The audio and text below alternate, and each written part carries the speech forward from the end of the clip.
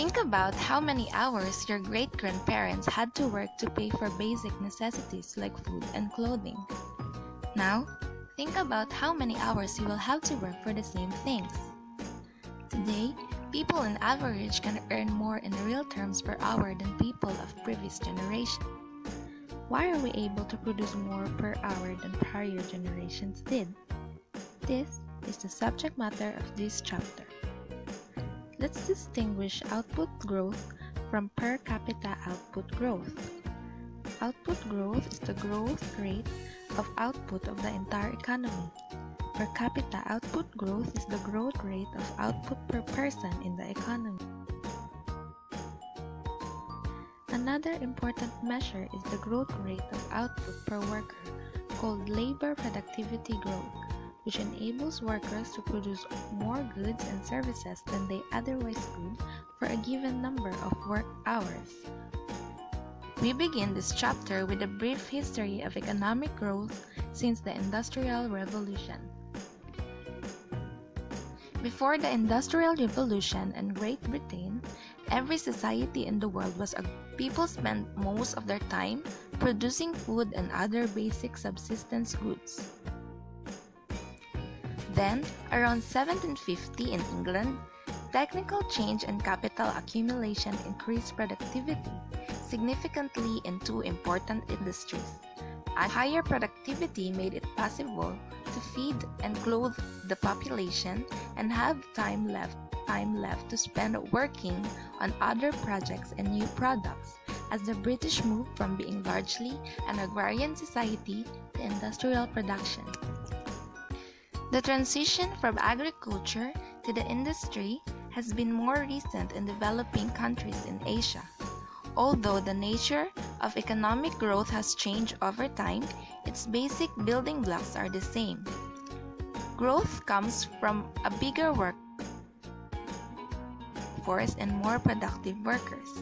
Higher productivity comes from tools, a better educated and more highly skilled workforce or human capital, and increasingly from innovation and technical change, new techniques of production, and newly developed products and services. Some economists argue that when poorer, less developed countries begin to develop, they typically have higher growth rates as they catch up with the more developed countries. This idea is called the convergence theory because it suggests that gaps in the national incomes tend to close off. The sources of economic growth are increase in labor supply, increase in physical capital, increase in the quality of the labor supply, and increase in the quality of capital.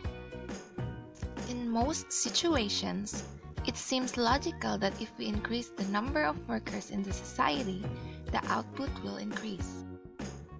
Both economic theory and practice tell us that in the absence of increases in the capital stock, as labor increases, less and less output will be added by each new worker. This effect is called diminishing returns.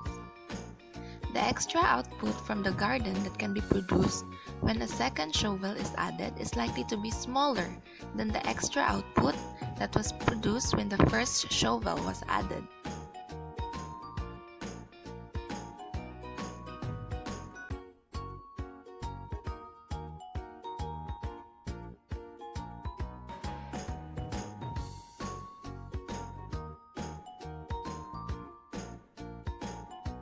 The importance of capital in a country's economic growth naturally leads one to ask the question of what determines a country's stock of capital.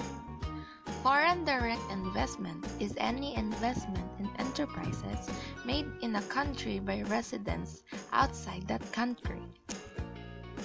When the quality of labor increases, this is referred to as an increase in human capital. If a worker's human capital has increased, he or she can produce more output working with the same amount of physical capital. Labor input in efficiency terms has increased.